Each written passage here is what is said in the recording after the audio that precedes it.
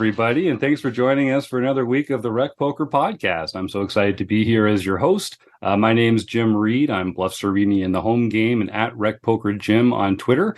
But I am just one of the Wrecking Crew members, the core team, the folks that make everything work around here. We couldn't do it without them, just like we couldn't do it without our sponsors, Mark Prashant over at website AMP, and the wonderful folks at the Running Aces Hotel, Racetrack, and Casino. They've got some fun stuff coming up, too. If you want to go to Running Aces, check out their website, and you'll find out some cool events happening in December that I think some people in Minnesota might get pretty excited about.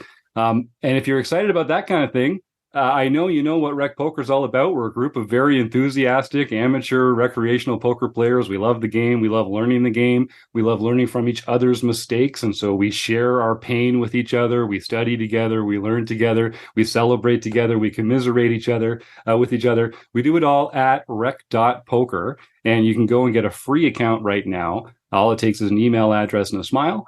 And you can take the next step and join our premium membership, where we, for $15 a month, really dive into poker strategy. We have learning and training seminars, multiple events every week. If you use the code RECPOKER, you can get your first month for only $5. So I encourage you to go and try that out.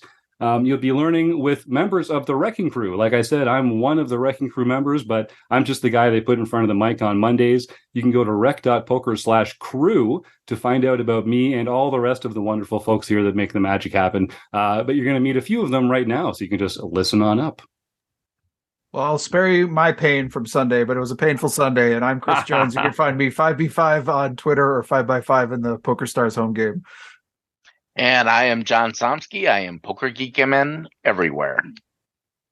Oh, and Rob Washam, for some reason, we're having trouble hearing him, but he is Rob Washam. He's Rabman50 pretty much everywhere. And even though that Zoom looks like it's unmuted, for whatever reason, we were not getting your audio, Rob. So Rob will be starting in the chat box along with all our viewers who are joining us live every week on YouTube. I'd encourage, if you're listening to this at home, come pop in. It's every Monday night, 7:30 Eastern. We go live on YouTube with a guest. You can ask your questions in real time, and you can even win a prize at the end with our food bank promotion that we do each and every week. So without further ado, I'd like to welcome Sky Matsuhashi to the show, the one and only from Smart Poker Study, from the Poker Forge. He's the man that puts it all together. Sky, thank you for joining us here on the show tonight. Thank you so much for having me. Happy to be here. Yeah. Well, you have you've got such a great attitude about poker, and recreational poker players are kind of our bread and butter. And I know that's a group that you have a lot of affinity with. You work with a lot of excellent, skilled and experienced players, but I think a lot of intermediate and beginner players also have a lot to learn from some of the material that you put out there. So I was excited to have you back. Why don't you just let's just get started. Tell us a little bit about kind of like what's been going on with you lately, what you've been doing in the poker world, and then we'll get into some strategy segments a little later on. Yeah, one big thing is I've done the Smart Poker Study podcast for a really long time, and I used to take the audio from the podcast and just put it out as a video on YouTube without any image, like without seeing me on camera, without showing anything, just a static image with the audio playing, right? But I said, I'd rather do something better. I would rather make YouTube videos now, and then in the videos kind of explain everything that I'm doing, but I show you what I'm doing, whether I'm playing poker, I'm reviewing hands, I'm using Flopzilla Pro. So my YouTube videos now are more like, robust and more value-oriented, more helpful for students, recreational and experienced players. But then I strip out the audio and put that in the podcast. So that's the big thing. And like, I've only done it for the past 4 episodes now or so. And so it's kind of like a learning process. I'm redoing, because I used to just script the episodes and just read my entire script, put screenshots of things in the show notes and everything. But doing this now as a video and then editing videos, which is no fun at all for anybody who's ever edited. Hate editing, but so it's a learning process, but I'm really spending a lot of time there trying to up my YouTube game. And at the same time, I think I'm giving really good value with the podcast as well by doing it this way instead.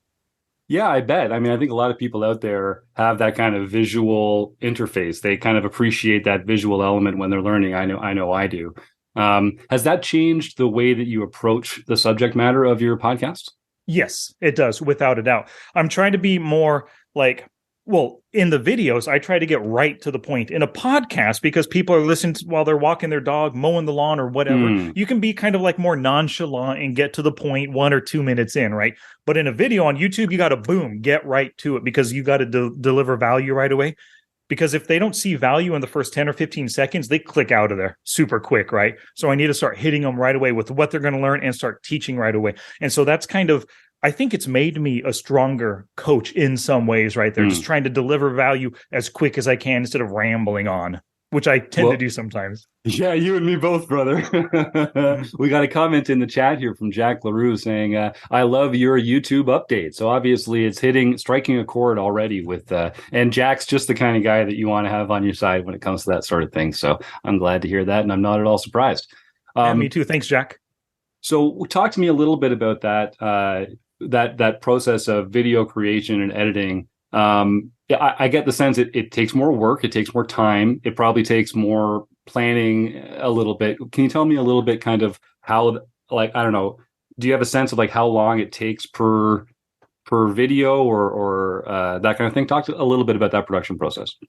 Yeah, definitely. So I have an idea for a video, whatever that is. I start brainstorming what is the information I want the student, the audience member, the viewer to learn, the podcast listener as well. Like, what is the most value that I can deliver?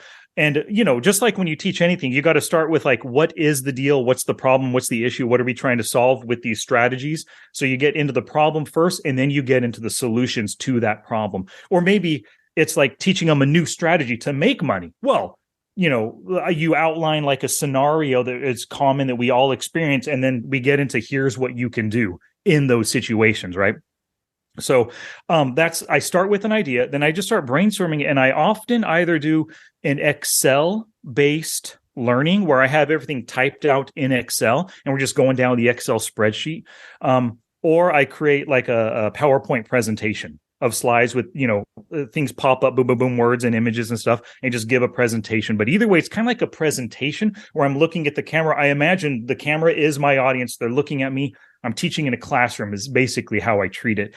And from creation to finally any episode is done when I've recorded all the videos, edited them, posted them on YouTube, got my thumbnail made, exported it to audio, created the MP3 for the podcast, released that, created the show notes page with all the images, and then finally email out to my newsletter that the new episode is available. So it's like 9 basic big steps. And it takes anywhere from 4 to 8 hours to do for one episode. Because I'm not just making a video, like I said, there's other aspects to it too. Mm-hmm. Yeah, well, you can tell it's a labor of love. You've been doing the podcast for a long time now, and I've always been impressed because, here it's a group effort. We get to kind of have a conversation with each other. We riff on each other's takes, and we kind of share the burden. It feels like it must be just a very different experience, kind of speaking into the void without any feedback like that at all. Is that difficult, or have you just kind of just totally nailed it by now? It doesn't even bother you anymore. It doesn't bother me. I've nailed it, but then I often run ideas and things by either Poker Forge members in my Discord server where, we can chat about things, or my one-on-one students. Sometimes they'll ask Sky what's going on. Or if I have a question, I just might ask them, hey, what do you think about this? And then I'll get feedback that way. But yeah, I am a one-man show, but I have hired somebody to make my thumbnails for YouTube because that's an area that I'm lost. Not lost. I can make a thumbnail, but to make a catchy, good-looking thumbnail, it's just not in me to do that. Not visually creative like that. But then later this month or maybe next month, I'm going to hire my first virtual assistant to help and do a lot of mundane, tedious tasks, and then hopefully start growing from there. So I have the idea is build a team so I can do more and get more done. Mm-hmm. And to take more things off your plate, because you're uniquely situated to do some of the things required by the organization, and a lot of the other stuff, anybody who kind of knows what they're doing could handle that kind of stuff. So like creating thumbnails, some of the other like logistical details about getting the thing live, that sort of thing. Mm-hmm. Is that when you do something yourself so much, is it hard to kind of like release control of some of those things? Is that an issue? Yeah, without a doubt. I haven't hired a VA yet, virtual assistant, so I haven't really gone through the process. But I think about all the steps that I do, and it seems to me that I don't want to take the time to train somebody to do this stuff. But I know that if I do, if I spend like an extra whatever is required to train somebody to do this stuff, that saves me hours and hours each week. And not only that, but I can give them tasks, things that I've been wanting to do for such a long time. I can give them those tasks that they can do, like mundane things like organizing my YouTube videos by playlist or getting my my current books and everything. I have them for sale on Amazon, but they're not on the various other places where you can sell ebooks and things, right? Like whatever, Nook or Kindle, all the different other places. So there's so many things that I can have them do that I just don't have the time, or I don't want to find the time to do myself. Right. And there's a real opportunity cost, I think, to not doing those things at all. You get a chance to kind of pick up some low-hanging fruit. We talk about that here a lot. This is a great time for me to shout out Diego and Renz, who do a lot of work for us on our team behind the scenes. They're our production managers. And Diego, is just moving on. So Diego, if you're listening, farewell and good luck to you, sir. You've got some exciting stuff coming, and I'm excited to see what Renz can do on the show with us. And it really has helped a lot just to have some help in those areas. And I also got to shout out Roger Schutte, who's a premium member who does a lot of our audio optimization behind the scenes as well. I mean, it, man. It takes help. You need help if you're going to do a lot of this stuff. And I love the idea that you're going to be freed up yourself to do more of the video creation and the brainstorming that goes on. So if folks don't know, so the Poker Forge is one of our learning partners here at Rec Poker. Sky Matsuhashi has been working with us for a long time, and we get to share some of his amazing material with our premium members every month. It's a phenomenal arrangement. We're lucky to have you on the team. Sky is fantastic. So how do you choose what is going to be a video, what's going to be a Poker Forge premium strategy segment, what's going to go out on the podcast? What's that process like? When an idea hits me, I just decide this is going to be the idea for this next week. I actually have I literally have a list of 30 or 40 podcast topics, kind of like in order that I want to do. And if something new comes to mind, I'll look at my list and I'll add it. This is going to be number 4. This is going to be number 24 after I get to all these other things. So I constantly have a list of and videos too, YouTube videos as well, just regular training, not podcast stuff. I have so many ideas right there. So I have a list like Microsoft Word documents on my desktop. I can open up and look, and these are what I've thought about doing. And when I started the podcast and started making videos on YouTube, just started smartpokerstudy.com, I thought I would run out of ideas eventually. But that's not the way it works. I think when you really enjoy something, the ideas keep coming. I can make videos for the rest of my life probably on poker, right? And also as I play more, as I coach more, as I become a better coach and a better player, I can now teach new strategies and dive into things differently. So sometimes you'll hear a podcast from me, and if you're familiar with my catalog, you might think, Sky talked about this 3 years ago. And sometimes I take an old podcast idea, but I just add to it and I change things to what I think is a better coaching experience or a better learning experience for the students, And then, but when it comes to making things for YouTube or the Poker Forge, since I've built out the Poker Forge entirely, all 9 courses are there with the 10th course coming next year. When I add videos to the Poker Forge, those are specifically like a member has a question. And I think that's a great idea for a video, and it would fit perfectly in this course within the 9, and then I'll make the video. I don't set out, look at my calendar and say, okay, I got to make a Forge video this week and a YouTube video next week and a Forge, I don't do that. Just whatever ideas come to me. But because I'm constantly interacting with my students and Poker Forge members, I'm always getting ideas and always releasing new stuff. Yeah, and I think it's nice when you kind of have that natural passion that's driving this too, and I think we have to all flow like water when it comes to this kind of stuff. We got to go in the direction that we are choosing to go in and follow that natural passion and harness that. Because otherwise this starts to feel like a job. God, Lord knows we don't want that. We love that's this not too what much. I want. Yeah. No, exactly. We wouldn't be in this. We wouldn't be doing this if that was our mindset. Well, I'll say if you're on the panel here, of course, and you're not Rob Washam, feel free to unmute and you can ask Sky any questions you like. If you're following along in our YouTube chat, please do just type any questions in the chat box there, and Chris and I will relay them to Sky here. So, Sky, I had a question. You help other people study poker and learn poker. You're fantastic at it. So many people benefit from the content and the material that you put out there. How do you have an active study part of your week or your month, or is your study just kind of fully made up of the work that you put into your training material? That's a big portion of it. My training material is part of my studies, for sure. But then also, like, as I'm playing, I realize, and recording my own statistics and win rates, which I recommend everybody do, my students, Poker Forge members, and anybody outside. Take a look at your stats and win rates with Poker Tracker 4 or Hold a Manager every 2,000 to 5,000 hands or so, and then see where your leaks are. Where are you losing money? Where are you making money, right? Where you're losing money, fix those things. Where you're making money, do more of that. And then so when I notice a leak, when I see that, oh my God, I'm calling C-bets way too often, whatever the leak might be, right? Then I know I need to focus on that. And then so I'll start studying it. I'll review a ton of hands, do a lot of hand reading and stuff. But recently I've been working on GTO studies. I'm trying to learn a software called GTO Plus, which ties into Flopzilla Pro, and I absolutely love Flopzilla Pro, so I got GTO Plus. And GTO is game theory optimal for anybody that doesn't know. It's a way to look at range, like a player versus a player, and what the optimal plays are given what your opponent's range is. But so it's difficult for me to learn this. Not difficult for me to learn it, difficult for me to wrap my head around GTO, because in all my days of playing and coaching, I'm all about exploiting my opponent. Like, I know that my opponent folds to 3-bets too often, so I'm going to just 3-bet more.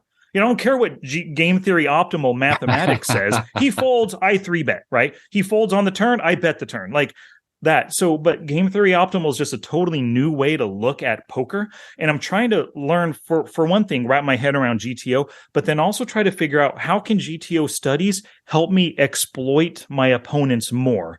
And so it's a really big learning process. So actually every day in the Discord server for the Poker Forge, I've been doing GTO Plus studies. So I jump on for 30 minutes to an hour. I've got GTO Plus, and I'm not, like, I don't do those streams with the promise of we're going to learn something today, right? We're studying together. No, I'm just trying to learn the software, figure it out. And if you want to watch, if the Poker Forge members want to watch along and see me muddle through the software and try to learn myself, then they can do that. So that's my big area of study right now, GTO. Amazing. And yeah, I think a lot of people benefit from sort of seeing someone else using the software. It's just a lot easier for someone to shine a light on the path in front of you a little bit, so you're not taking those steps in the dark yourself all the time. Yeah. So we got one question. You talk about, because, we look at databases for clients, and we look at hand reviews for coaching clients and for members and that kind of thing. And it's easy to see areas where people are doing wrong and say, do this less. You referenced finding areas where people are doing things right, things that are making money, and then doing that more. That, I think it's hard to kind of imagine, I guess, can you give me an example of how you might find that, and then how you might implement that into your everyday play at the tables? Yeah, absolutely. The thing that comes to mind first is 3-betting, right? If you look at your database and you filter for the times when you made a 3-bet, and you also filter for the times that you open raised and then called a 3-bet, you're probably going to find, most players will find this, especially if they've never done studies, you're winning money when 3-betting and you're losing money when calling 3-bets. That's a super common thing. So like you could just look at your results and say, oh, well, I'm losing when calling, so I got to work on those strategies there. But if you dive in a little bit deeper and get into the psychology behind it, I've always taught that aggressive poker is winning poker. 3-betting, where do the profits come from? 3-betters, the people who call. I mean, the people who fold too, you're winning their pre-flop chips, right, when they fold.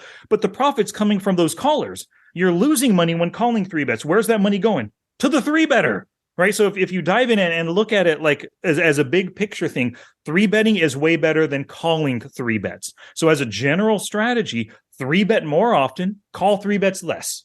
Simple general strategy right there. That's the first thing that comes to mind. And then there's all those other kind of If you look at any kind of opposites, right? When you're two betting, you're making that first open raise pre-flop, you're going to be more profitable than when you're calling two bets. When you C bet, you're going to be more profitable than calling C bets. And if you just pay attention to your numbers a whole lot more, you're going to start noticing those patterns, and you're going to realize, oh my God, the Tom Dwans of the world, the Phil Ivies, all these guys who always get aggressive, the Antonio Esfandiaris, they know what they're doing. They know what they're talking about. I finally understand what they're saying. I got to call less and raise more, but it takes a while of thinking about it and playing to really understand and grasp that. And then it takes purposeful practice and a willingness to get aggressive to turn yourself into the Tom Dwan that a lot of us want to be. Yeah, you said it. Yeah, Chris, did you have something there? Well, I just want to kind of jump off that segment about the three betting. Every month, Rec Poker has sort of shifted to doing these sort of monthly themes where we, as a community, have a conversation about a topic. And this month, we're talking about those maybe unprofitable or areas where we are sort of maybe losing is defending against three bets. And I'm wondering, we're going to do it sometimes, right? Sometimes we need to be calling three bets to sort of defend our opening ranges. So what are some things to think about as a player who's maybe starting to think about this, rather than, oh, this is a pretty hand, it's not strong enough to I mean, what else should we be thinking about when we're thinking about defending against three bets? Yeah. So when it comes to facing three bets, the first thing I teach my students is, before you even open raise, look ahead to the players still to act and see if there are any three bet bluffers still to act. If you're thinking about open raising in the cutoff, but the button, the small blind, and the big blind all love to three bet, you're just asking for a three bet, right? So plan on that three bet coming first, or at least look ahead. Now, the interesting thing is, if you see no three bet bluffers, nobody ever three bet bluffs, they only ever three bet with queens or better. That's it. Well, you open raise, you face a three bet, easy fold. There's no thinking about it, unless you have pocket aces or kings, right? I mean, it's a super easy fold. So that's the first step to being better, or to becoming better at facing three bets and defending against them, is looking for them ahead of time. The second thing about that is, when you face a three bet, you have to have an understanding of your opponent. Like I said earlier, I'm all about exploiting my opponents. I play the player. When somebody three bets, you have to put them on a range, try to visualize their range of hands. And that comes with practice, using Flopzilla Pro, building ranges, reviewing hands, that kind of stuff, right? You put them on a range of hands, and then you can determine what hands to potentially call with. And those are basically hands at the top of their three betting range. If they only three bet, let's imagine you have ace five. Of course, they have the strongest pocket pairs in their three betting ranges, right? But if they only three bet with ace king, you're killing yourself if you call with ace five. You truly are. The mathematical disadvantage of your ace five versus his ace king is bad. And even your ace five versus his kings, queens, jacks, and tens, you're a dog to all of those, right? You have the ace over card, but still it's bad. So you're giving them that mathematical advantage. But if you have ace king or ace queen, and your opponent three bets you with all the suited aces, maybe offsuit broadways, they three bet with pocket sevens, eights, and nines and above, then call at the top of their range, the ace king, the ace queen suited. You can call because you have that slightly, you're not slightly, you probably are on even footing equity wise, your big hand versus their full range of three betting. You might even be slightly ahead if you just kind of take out aces and kings. You're kind of ahead against all pocket pairs and some other aces right there. So that's the thing. But here's the thing. So your hand is important when calling. You want some equity, but you truly have to think, how am I going to win this pot post flop? Because you're not going to hit the flop. 2 times out of every 3, 67%, your ace king isn't going to flop a top pair. Your tens the flop's going to come ace, king, or queen high against your pocket tens, right? So you have to have a plan. You don't just look at your hand and say, oh, he 3-bet me. Let's imagine, okay, this is the worst scenario. You hold ace queen suited. You open raise, brand new player. You've never seen him before. You don't know anything about him. He 3-bet you to 10 big blinds. He started with only 50 big blinds. He 3-bet you to 10. And then you say, oh, I got ace king. I got a call. No, you don't know anything about the player. He's in position on the button. He only has 50 big blinds. As soon as you call, there's going to be 20 big blinds in the pot. he's only going to have 40. It's going to be so hard to get him to fold post flop. And most likely you're not going to hit an ace or a king. You're going to have to bluff if you want to win. So that's a terrible spot to be calling against a complete unknown. You can't even put him on a range of hands. You know what I mean? So like the more you know about your opponent, the better you're able to make a plan for post flop. Okay, I hold ace queen suited. I know this guy loves to c-bet bluff on flops, but he's very turn honest. I can call him on the flop and then bluff when he checks the turn. Boom, you got a plan. So before you called the 3-bet, you already know what you're potentially going to do. Now, the worst flop in the world can come, and he bets 150% pot on the flop. Oh, great, just fold, right? But at least you had that plan. You had a backup because you realize that most likely you're not going to win. I'm sorry, you're not going to hit a pair on the flop. So those are all the big considerations right there when it comes to calling 3-bets. It's not just your hand. Oh, it's also your position. If you raise in the cutoff and he's 3-betting from the small blind, you can afford a little bit more leeway in your calls because you're in position on the flop. But if you open in the cutoff, he calls on the button, eek, now he's got position. If he's a loose aggressive player, he's going to potentially bet into you, right? So yeah, position matters too. So there's a lot of different factors there. Yeah, let me follow up on the positional question there a little bit, because I think everyone should be looking left and everyone should be thinking about, what's going to happen on future streets and have a plan for success there. I think players aren't sure how important position is when it comes to hand selection. Can you give me a couple examples of a hand that you would call a 3-bet with when you were in position, or that you would not if you were out of position, and sort of what the characteristics of that hand are that make it so? Yeah, it would be like a weaker hand. So a hand that was like in the middle of their range. Earlier, I gave the example of calling with ace king or ace queen. But if I had ace jack or ace 10 suited, or even like king queen suited or pocket nines, I might decide to call if I have position. But if I'm out of position with those hands, I'm probably just going to let it go. I'm going to let my 2.5 or 3 big blinds go. I don't want to choose to go out of position. Flop turn 3 streets, I'm going to be out of position in a big pot. He 3-bets to 9 big blinds. If I call, that's 19.5 if you count the blinds, right? That's a big pot right there. As soon as you check, he's going to bet 12 or 13. If you call, that pot's huge on the turn, right? You're pretty much committed, not committed, but you're getting close to committed by the turn. And so it's just such a dangerous situation to approach from out of position. I'm just folding all those marginal iffy hands. But if I have a great idea of how I can exploit this player when I have position, then I'll open up my calling range because I already thought about it. I know how to exploit this guy. King queen suited, jack 10 suited, pocket eights, I might call just with the idea that I know he's flop honest. He's going to check on the flop if he misses. I'm going to bet and take it down. Yep. Just goes to show, the more you know about the players at the table, the more you're able to kind of deviate from these general rules and make those exploits like Sky's talking about. And, Sky, you play a lot of cash games. And so maybe you're going to see the same opponents more frequently at the table. You can kind of get more hands on them. There's actually a question here from Joseph Koulis in the chat who says, on anonymous sites like Ignition, beyond broad population thoughts, do you have suggestions of how to characterize villains when you get them for a much shorter period in front of you? Yeah, absolutely. And actually, all this year, I've been playing mostly on Ignition, and I'm using my basic same strategies. The big thing, what was the guy's name in the chat? Joseph Koulis. We call him Joseph. The big thing is try to classify your opponent's ASAP, right? Let me give you a great example. I do this every single time. Somebody sits down at the table with 30 big blinds and they post a big blind in the MP, fish. I label him green right away. Absolute fish, right? I haven't even seen him play a hand. I know he's a fish because of just like I just said, those things. And then pay attention. On Ignition, if you have Poker Tracker 4, you can get the Ignition hand grabber, utilize the HUD. All you need to do really is look at VPIP and PFR, right?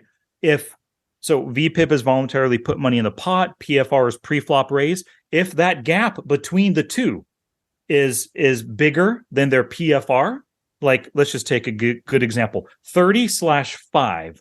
He plays 30% of hands. He only raises 5% of the time. That 25% gap is all of his calls and limps. That's another fish right there. So contrast that, and you'll see that 30/5 within 10 or 12 hands on a player. like super quick. Even at 6-max, it's just 2 rounds at the table. 15 minutes, you already get a good read on them. But a similar player, 30/20, that gap is only 10, but they're raising 20% of the time, playing 30% hands. That's a loose aggressive player. So just use VPIP and PFR and just classify them. As soon as you have an idea of what they're up to, just tag them as that player and then treat them as, like you had said, that broad category, that generalization of the player pool. Just play against them that way. Yeah, until you learn more. Like when you're sitting there 20, 30, 50 hands, then you have a better understanding. But you can truly, everybody at the table, within the first 2 rounds, you can characterize each of them by player type, but just keep paying attention. The fish could turn into a tight aggressive player. He just had a lot of hands to start with that he just called with, but he could turn tight aggressive. So tag them and then pay attention. Potentially be willing to change your assumption of their player type, or presumption, I would rather say. I like that a lot. So, there are certain things that should be apparent to you very quickly that you can start to make these assumptions about. But then don't be afraid to go back and adjust that if you've been playing with them for longer and you have new information. Of course, that makes a lot of sense. Yeah. Chris, do you have another thing? Well, yeah, and I think there's using your HUD and your sort of sense of stuff in game. But this question comes from Rob Adsom in the chat, and he's sort of wondering about when we're talking about looking at our hands after the fact and sort of studying them, and you've already spoken about leaks and maybe even finding those things where we're being successful and doing well. And so Rob's wondering, what are the 3 or 4 most important stats to pull out of PT4 to focus on for that kind of study? So, okay, statistics, you want to look at your 2-bet and then call 2-bet. So let's go pre-flop first. Your 2-bet, which is open raising or raising over limpers, and then call 2-bet, which is calling that initial raise. But you want to look at call 2-bet by position, right? So 2-bet and then call 2-bet. You also want to look at your 3-bet percentage and your 2-bet and then call 3-bet. Never filter for just calling 3-bets. Most of us don't cold call 3-bets. Like sometimes you'll see the fishiest players cold call out of the big blind, 9 big blinds. They haven't committed anything other than big blind. That's another sign of a fish, Joseph, if you remember that one right there. But then so those are the 4 pre-flop stats you definitely want to pay attention to.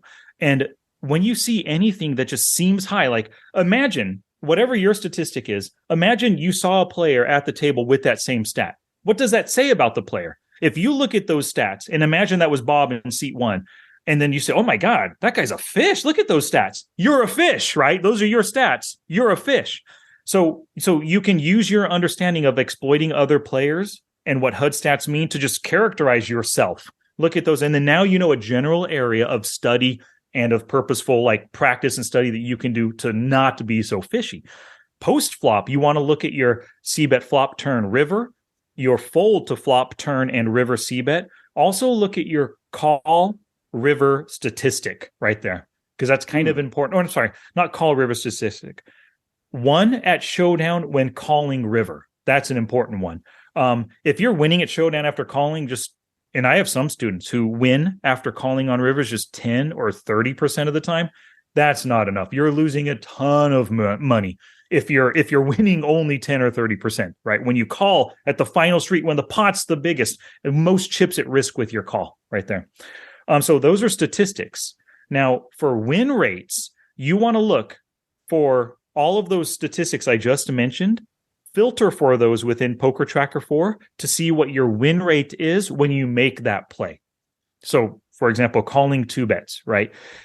If you filter for calling a 2-bet preflop and you see that your win rates in the small blind when calling is negative 250, and in the big blind it's negative 125, well, if you had folded all those times instead of calling, I don't care if you called with pocket aces or kings, called with pocket deuces and hit a set. If you would have folded all those times, your win rate in the big blind would be negative 100 instead of negative 125. You would have saved money even if you called in all those perfect spots or folded all those perfect spots.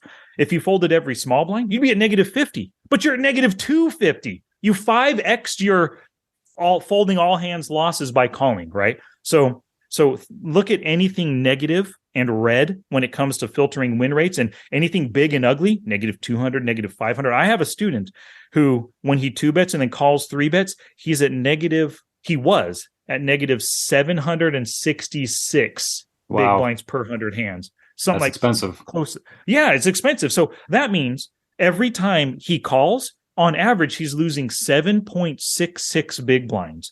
He only committed 3 big blinds as his open raise. If he would have folded versus every 3-bet, he'd be at -300. But he's at -766, 2.5x's losses right there.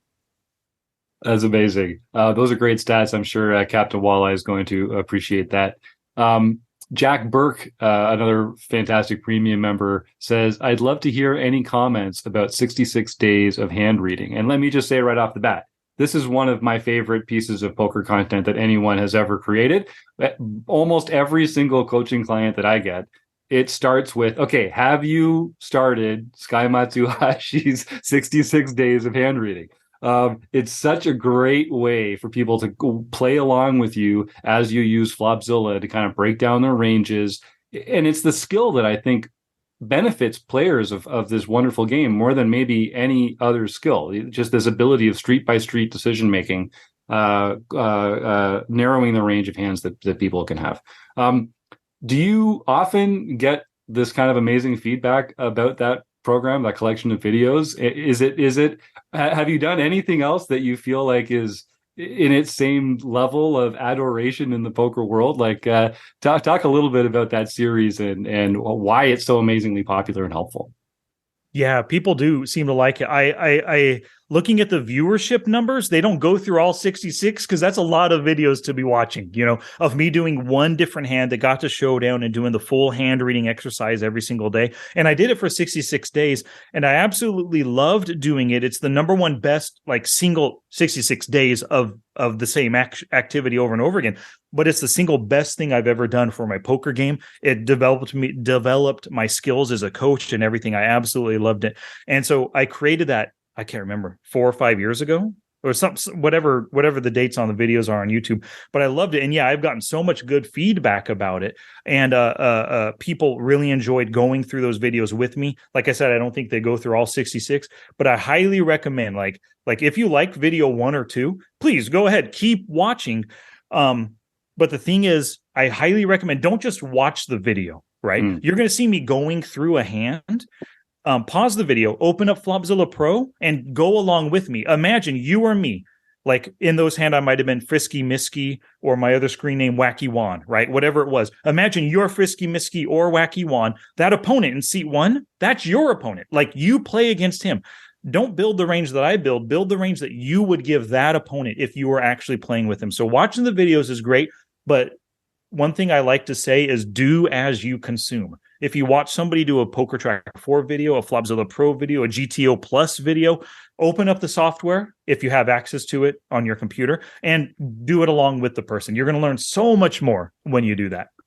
And if anyone is interested in any of those software choices, I'll tell them they can go to rec.poker/resources and you'll find links to all of them and some discount codes there too. I mean, Flopzilla, Poker Tracker 4, I think are 2 of the most important pieces of software you can have as a poker student. So I'd encourage people to check that out. And Sky, these are free videos on YouTube. Is this at the Smart Poker Study YouTube channel? Yes. It's just exactly. the tip of the iceberg of what's available there, but it's phenomenal. Just at Smart Poker Study, you can find all those free videos. I can't remember the count. I have near 400, probably over 400 videos on YouTube by now. I can't. It's all free. Obviously, it's YouTube. Amazing. So I think we've got one more question here. This is from premium member Eric Anderson in the chat, and then we'll let you roll on out of here. Are you ever concerned about the legality of online poker? And have you considered becoming an activist to make poker legal in more states? And what can a rec poker player do to advance our cause? No, I'm not concerned with it. And so this is just honest. I guess I could get more concerned in activism, but no, I'm not concerned with legal poker. Online poker isn't legalized or regulated in California, but I still play on America's Card Room and Ignition. I don't plan on ever being an activist for anything really. It's just not in my nature. And And then what was the last question? And what can recreational players do in sort of this to advance the cause of legalizing it, or not legalizing it necessarily, but making it a more Okay. a more protected class? That's a good question. I have no idea other than, so if you're a recreational poker player, you probably play live as well. Maybe just like talk to your friends about it. If you make friends with them at the poker table, let them know that you play on Ignition and America's Card Room, and just let them know that playing online is okay. Because a lot of people have this, and maybe it's well justified and well earned with all the scandals in online poker and stuff, but they have this idea that online poker is full of collusion and cheaters and bots. And sure, there is some of that, but there's that in live games as well. Not bots, but cheaters and collusion and stuff, right? But just like be your own, just the way you play and the way you act, just be, I guess, a good representative for online poker. If you're one of those people, and it happens on YouTube sometimes, I release a video, somebody will leave a comment decrying online poker and say it's rigged and I always lose on the river and complain. If you're that kind of live player, if you're that kind of person that complains about online poker, you're not doing it any service, Yeah. So I guess just be a proponent of online poker. That doesn't mean go out there and get signatures for anything. I mean, you could do that if you want.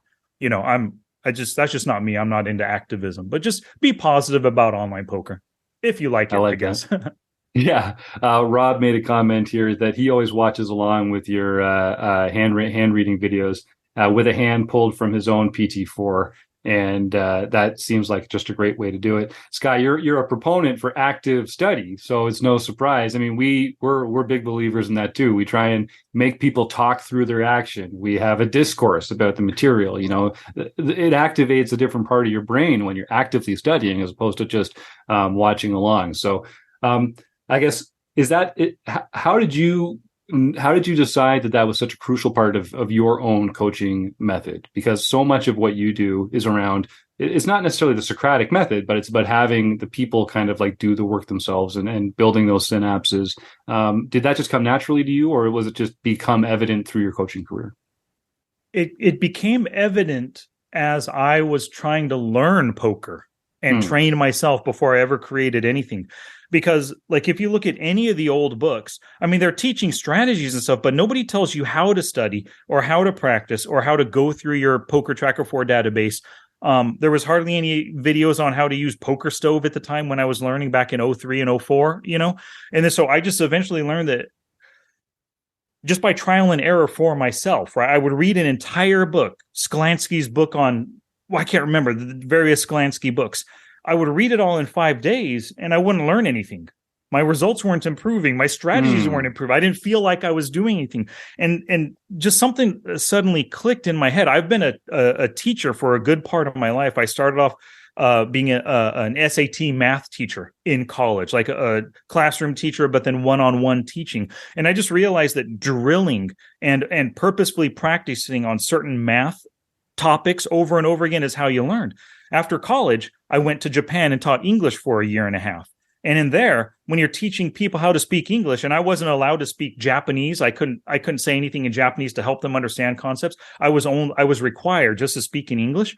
But we did tons of drills over and over again. I gave them a sentence structure, and then we practiced that one sentence over and over with different nouns and verbs within the sentence. You know what I mean? And so I know that repetitive drills really help people learn Japanese. And so if this kind of purposeful practice and repetitive drills work for other things, and they also work for sports. We all played sports growing up, right? When you learn to dribble a ball, you'd be out there in the front yard in the street for 20 minutes, 30 minutes, an hour, just dribbling, right? Was when your dad finally gave you a basketball hoop, you would take shot after shot in the street, right? And that's how you learn, develop those muscle memories and how you got better at the sport. Well, the same stuff happens for poker. But for so many years, nobody ever talked about it. And I felt that it was like a niche that was underserved. And then so that's where Smart Poker Study came from. There you go. And my whole teaching style. Yeah. Yeah. Well, so I know you've got new material coming out all the time. What have you been working on lately, and what can, if people want to get more involved or want to dip their toe into into Lake Matsuhashi, what have you got coming up that people could get excited about? Yeah, well, I have I'm going to be releasing it this week. It's my 1-day 3-bet bluffing course, where over the course of 1 day, 8 to 10 hours, I'm going to teach you how to become a pre-flop 3-bet bluffer. But it's not just pre-flop, it's also some post-flop strategies too, because sometimes you get called when you 3-bet bluff with your 7-6 suited in your pocket fours. Yeah, exactly. Drat. Darn, I know I got called. It doesn't seem so you fair. you got to figure out what to do post flop to win that 3-bet pot, right? So it's all of that pre-flop and post-flop strategies for 3-bet bluffing. And I'm actually going to, this week's podcast is going to be about how to learn from course content. Like when you sign up for a course or you buy somebody's course or you get a membership, how do you learn from that stuff? Because a lot of people don't know how to learn from that. They get a membership to the Poke Forge and they just watch video after video after video. But then this week's podcast is going to give you strategies on how to learn from course content specifically. And I'm going to feature my new course within that podcast episode in the video on YouTube, kind of like demonstrating how to learn from courses. So that'll be coming out this week at smartpokerstudy.com/YouTube for that video, or just smartpokerstudy.com as well. But look for that episode dropping probably on Wednesday or Thursday. All right. So if you're watching live here on YouTube, you've got a few days to make some room in the calendar because you're going to have some fun studying to do coming up. This episode will come out on its audio format on Friday this week. So if you're listening to this to the day that it comes out, you can probably head over to smartpokerstudy.com/YouTube or something similar, and you'll be able to find it there. So that's exciting. Well, is there anything else, Sky? Is there anything else that you're excited about or that you want to share with the audience before we let you roll on out of here? Nothing else like Smart Poker Study wise. I mean, next week's going to be Thanksgiving, and I love Thanksgiving. Oh, you've got your tournament, right? Did you still do that every year? Is that the don't know if they're holding it this year. They held it last year, and it's always fun. It's called the turkey shoot, right? We do it every single year. I just don't know. I haven't heard anything about it this year, and generally by now I will have heard something. Are we expecting 18, 27 players? What's the buy-in? $100, $150, whatever it is. I haven't heard anything. So thanks for reminding me. I need to contact my friend Bert and figure out what's going on there. So I'm hoping we're playing again this year. But yes. But besides that, just dinner, Thanksgiving's coming up with the family. That'll be nice and fun. And then after that, starting on Monday the 28th, I'm going to resume my GTO Plus daily Discord, streams, I guess you can call them, with my Poker Forge members. Right on. Well, I've always enjoyed hearing those recaps on the podcast of the fun that you've had down there at the turkey shoot and that sort of thing. And so if folks want to get a hold of this guy, you can go to at Smart Poker Study on Twitter, which I know you're you're active there. The Smart Poker Study YouTube channel, with the pokerforge.com. Are there other ways that links or addresses or ways for people to find you? Nope, that's it. Those are them. And then just my main site, smartpokerstudy.com. Yeah. Yeah. Nailed it. All right. Cool. Well, Sky, I always enjoy these conversations. I feel like our listeners leave with a richer understanding of the game and how to study, which I think is so important. So thank you for this time. And I hope if folks had a good time today, go tweet at Smart Poker Study. Let Sky know that you heard him on the show and that you had a great time. And we'll just start looking forward to the next time we get to break this out together, my man. Yep. I'll be here for you. Cheers. All right. Well, care. thanks again, Sky. You have a good night and happy Thanksgiving. Thank you very much. You too. All right. So, yes, we got some comments in the chat here. I don't know if they shoot an actual turkey. I'm guessing that they don't. That hasn't come up in the podcast recaps that I've heard, Joe, but I'm not sure about that. Eric Anderson says the 3 greatest tools for a beginner are Sky's 66 Days of Hand Reading, Jonathan Little's Weekly Poker Hand, and Split Suit's Free Poker Math Course in that order. And I've got good news for fans of Eric Anderson's. Sky, Jonathan, and James Sweeney at Split Suit, they're all members of our Learning with Partners program. So if you feel like these are the kind of people that you'd like to be learning from, I'd encourage you to go give that Rec Poker Premium membership a try for $5 using the code RecPoker. And we've got like 2 years in our archive now of video clips from these amazing training sites. And it's not just them. It's Learn Pro Poker. It's Solve for Why. It's the MTT Poker Academy. The list goes on. We have quite an archive of themed training videos that these other amazing training sites have put together. And Andrew Feist, who's our learning partners director here, he chooses different segments from this material every month that sort of sync up with our theme of the month. So if you want to learn about 3-betting or responding to 3-bets or playing against limpers, all the kind of recent subjects of ours and an upcoming subject of ours in our themes of the month, come check that out, and you'll get a whole bunch of great stuff there. I see we're already starting the food bank in the chat. That's awesome. So if you're listening along, you just type the words food bank into the chat box, and we're going to we're not going to draw a prize. We're going to roll a nerdy die here. And the winner this week will get a free month of membership at rec.poker. If you are already a premium member here at Rec Poker, then we'll take that $15 that you would have spent that month, and we'll convert it into a coaching credit.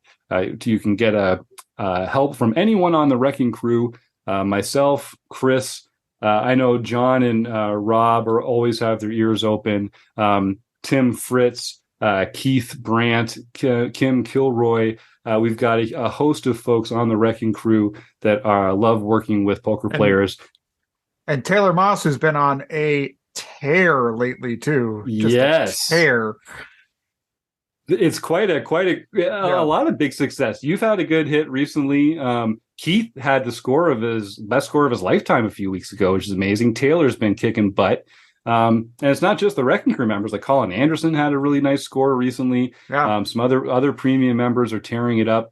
And there's also like other folks like Kevin Mathers, Gareth James, Dario Kearney, are also members of the Wrecking Crew who just love spreading their love of poker with players all over. So go to rec.poker/crew and see if there's anyone there that you're interested in working with.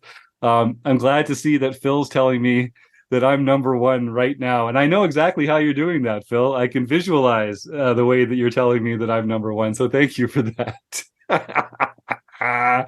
Well, I was going to run into we were going to run into the home games. We've got all these people typing food bank in the chat. So I think we should just do the draw now. So the first one in there was Rob Adsom, Captain Walleye. He knows how this game is played. You want to get in there early because these dice seem to really enjoy rolling a 1. But we've got 1, 2, 3, 4, 5, 6, 7. All right, so we get to roll an 8-sided die. Yes, we get to pull out the nerd die. So I'm actually going to just say if it's a 1, we're going to re-roll it. And if it's 2 through 8, that'll correspond to the numbers 1 through 7. You can't do that to Rob Adsom. I don't know. I think he was kind of bending the rules anyway. Otherwise, why not? Pretty soon people are going to start chatting while we're in the preview stuff before the podcast. Now you got an eighth one. We got an 8th. Yeah, no, Jack got it. Okay, so Jack, you saved Rob being the number 1 spot here. All right, so we're going to roll the 8-sided. No, Rob's going to be. I love doing these live. I enjoyed doing these when we did them in the can, but man, I love doing these live. I get such a kick out of seeing these people blow up in the chat. If Rob, if this is a 1, you owe me part of your prize No, that's true. It's true. All right, Rob, you got it. So we're doing. Yeah, Rob says food bank next week. Yeah, that's right. That's what we're talking about here. Okay, let's see what we got. All right, so starting with Rob and working down here. Yeah, that's right, Joe. There's 8 of us, 8 of them. So let's see who the winner is. 4.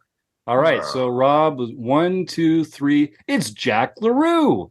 Jack, welcome back to the winner's circle. You're no stranger to coming across here. I know we're shouting you out on the podcast for being a home game winner. Jack, send me an email, my friend, jim@rec.poker, and we will make sure that you get that prize. And everyone else, I'll just say, we use the word food bank because we love giving stuff away, but it's also just an easy way to reference the fact that there's lots of people maybe in your neighborhood who are having trouble putting food on the table. It's not always the people that you might expect. So lots of people need help right now. So a great way for you to help out your community in your neighborhood is to just just Google local food bank or food bank near me, and you'll find an organization that could use some dollars, time, or some non-perishable food items. So I'd encourage everyone to go and support your local food bank. And yeah, Jack, send me that email, my friend, and we'll get you all hooked up. Speaking of getting all hooked up, we're about to talk about who won some home games recently. And one of our kind of new additions to the home game club is our Fun Country online play and hang. And this is every Thursday night at 10 o'clock Eastern. Our premium members are welcome to come and play a 9-handed sit and go. It's free to play. And the winner gets a $25 Amazon gift card. That's $25 US, folks. Compliments of our friends over at Fun Country Poker. It's a great platform. It's an easy way to play with your friends and have a social experience. You get to see each other. It's interactive. It's social. You can win $25. Come on, check it out. I know folks like Dave Westerveld. They're printing money this year. They're paying $15 a month to be a Rec Poker Premium member, and they are just rolling in these $25 Amazon gift cards. So he's making money for it.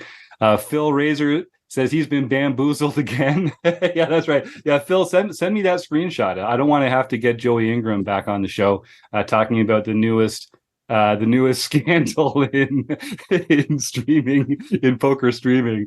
But yeah, that's right. Some fun comments from Troy and Ben too. Troy Chapman and Ben Enslow, who have something in common that I'm not gonna say on the air right now. But Troy and Ben, you guys have a little something in common that some of our other Wrecking Crew members might get a chance to talk about a little later on tonight. Charles Allen is the fellow who won the Fun Country online play and hang last week. So Charles, way to go. It's been fun getting to see a little more of Charles lately in some of our strategy discussions too. He's always looking so dapper, coming in there and dropping knowledge on us. So thanks, Charles, and congratulations. You'll be getting that Amazon gift card in the mail sometime soon. But the real prize from the online home games, as you'll see, are these snappy pins, these fancy, handsome, elusive Rec Poker pins. And you can only win those from playing in our free home game club on PokerStars, run by the incomparable John Somsky. So, John, why don't you take us through some recent winners and tell them what they've won? Well, we'll start off. I mean, you just mentioned someone who had been on a tear lately, so we'll just continue that trend and Gopher Boy TJM. Second. I didn't know he was listening either. I mean, he types up in the chat. Let's just move on. This is like, yada yada. I would He's like got a wrench in the chat. Careful, he's holding that wrench a little like it's a weapon. Careful. I'd like nothing better than to skip this. However, it's just too impressive. This is his second mixed victory for the year. Oh. He is leading both of our championship series. Oh my God! He is ahead in the No Limit Hold'em series and the mixed game series. I think as it sits right now, he's going to be insufferable. Our guest tonight. What did Sky say? Online poker is rigged. Isn't that what he said? That's what it was. That was the takeaway. Yeah, I think Taylor figured that out. Taylor says, let's talk about the player of the year. Yeah, we all hear you, Taylor. No, all kidding aside, we love to give Taylor a hard time on the show here, but and rightfully so. But that is really impressive to be able to be leading the mixed game standings and the No Limit Hold'em standings. Like, that's my hat's off to you, sir. Well done. So I'm just, it's still November, but begging the rest of the community here to please do not let him win both of these. I mean. He's you don't have to work with him. He's insufferable as it is. So please give him some competition. At least if he's going to be insufferable, make him earn the hell out of it. Yeah. Should we put a bounty on him? Yes. Let's put a bounty on him. Yes. Let's do it. There's one more monthly tournament left, right? There's the December No Limit Hold'em one on the first Wednesday of the month. And there's the mixed game monthly on the second Wednesday of the month. I'm just going to say right now, if you're playing in the monthly home game in December, if you take Taylor Moss out, we're going to give you a free month of premium membership at rec.poker. And if you're already a premium member, we're going to convert that into a $15 coaching credit that you could get from Taylor. Taylor is one of our coaching spread the word members. Too. Spread the word wide and far. Yeah. Let's get the whole player Now, pool knowing this. you guys realize all you're doing is giving him lots of loose chips for the home game. And you're going to cement his earning the top spot there. Yeah, that's it. It's official. Yeah, we're all going to be gopher boy hunting come Wednesdays in December. I'm going to stand by that. So I know Rob, we might be helping him out there too, but that's the plan. So if you take Taylor out on the first Wednesday of the month or the second Wednesday of the month in December, let me know. Taylor, try and like just jot down whoever takes you out of the tournament. And Taylor, I guess if you win each of those tournaments and no one takes you out, then we'll have to come up with something embarrassing for me to do that sort of counters that, because that seems like the only fair way to do that. So, but seriously, congratulations! 11 months in, that's a hell of an accomplishment. I mean, isn't just you being here embarrassing enough? Some say it is so, John. Yeah. Some say it is so. I guess, we could have you sing like the American national anthem. Right. Like that. Oh, that would be a good one. Oh. That would be a good turnaround. Yep. There's history there. That's Okay, so then for the daily series, Ivor Big One got his second nightly victory for the year. Mudslinger 1942, Jack Pesho got his third nightly victory for the year. Torner Joshua Kamba, fourth nightly victory. Keki 65, that is Keki Jr., got his sixth nightly victory for the year, and that's his 39th lifetime victory for the Rec Poker Club. That's impressive. So impressive. Holy With cow. that, I'm going to pause and say we have something coming for you next year. There is going to be a prize that Jacob, Keki 65 private. Doxed. Is very close to earning. So there will be more about that, and we will announce that as the year goes along. I need to finalize some things with Jim, but there is more to come. Then Devil Rod 6, Omar Rodriguez got his first nightly victory for the year.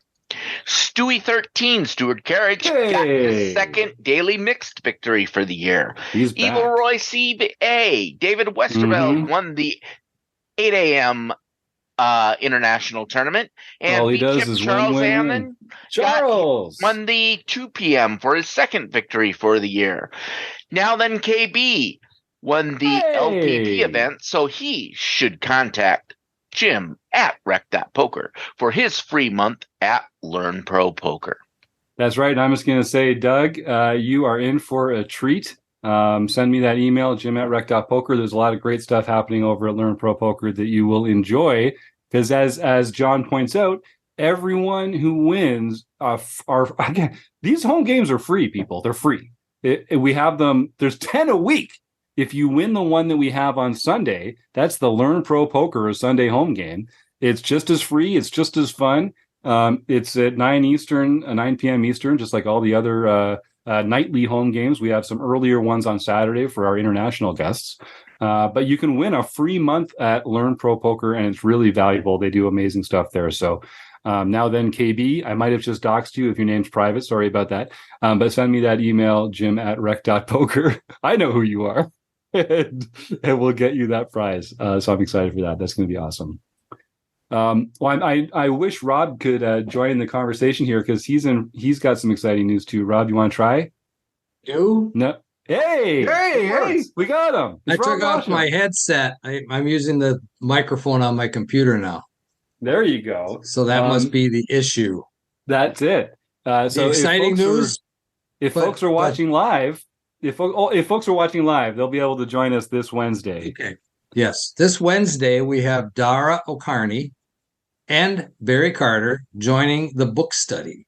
Yes, that's at 6:30 Central Time.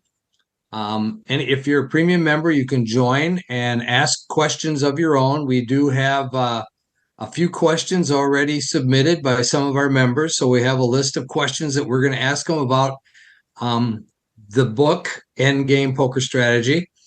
We could also probably get into a little bit about the new book and get a little bit of insight into what the new book is all about, because I believe that's coming out now, or it Yeah, might real just be soon. coming out real Yep. soon. So there's a lot of things going on with Dara and Barry, and so it'll be fun to catch up with them again and talk about endgame poker strategy and get them to answer some of our questions.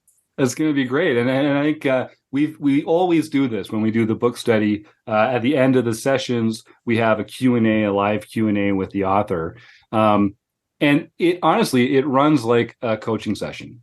So if you're listening live, it's not too late. Join the premium membership for $5 and come in and basically get an hour of coaching from Barry Carter and Dara O'Carney. You can't go wrong with that. It's a it's a great conversation. Those guys really know what they're talking about, and getting that kind of live access through the group coaching dynamic is fantastic. Troy Chapman piping up in the chat here to say he's already got his copy of The Poker Brain, because that is the next book that we're going to be reviewing. Rob Washam's going to be leading our premium membership through The Poker Brain by Matt Matros, chapter by chapter. Starting in the first Wednesday of December, I think. Is that right, Rob? That will be correct. And so that'll be getting into that for the holidays. But we do archive all these sessions, and Rob goes to great lengths to put excellent slides together for every session, summarizing each of the notes from the chapter. We do a review at the end of it. There's a lot of great additional learning that you can get from either just checking the slides that Rob's put out in advance, or by actually just watching the videos of the previous session. So it's not too late to get caught up and to get involved. And that's just a tip of the iceberg of what we do here in the premium membership at Rec Poker. Chris, the next theme of the month that's coming up in December is playing against limpers. Is that right? That's correct. Oh, go ahead. No. So all month will be kind of, whether it's in your seminar, whether it's in the deep dive video, whether it's in Keith Brandt's off table tools session, whether it's in my own Poker Tracker 4 review group, Kim Kilroy's hand history review group, all the great stuff that we do here. The theme is going to be playing against limpers. So if that's something that you experience in your game, playing against limpers, I'm sure it is, this might be a good time to come and dip your toe into what's going on in Rec Poker. Give yourself a little holiday gift. A little Christmas should come early for some of our members this year, I think, for $5. Come in and join the conversation. Troy says we need to be publicly flogging limpers. Yeah, that's right. Well, we do that by raising over them with a perfectly balanced range and then stealing their chips post flop. So that's that. You can get me into that kind of a flogging any day. What else should we talk to our listeners about before we roll on out of here, gang? I think that might be it. Well, it's just impossible for me to express how appreciative I am to our sponsors, the Running Aces Hotel, Racetrack, and Casino, Sky Matsuhashi, what an amazing guy and guest, Rob, John, and Chris, and you, the listeners. We could not do it without you, so thanks for your support, and we'll see you next week.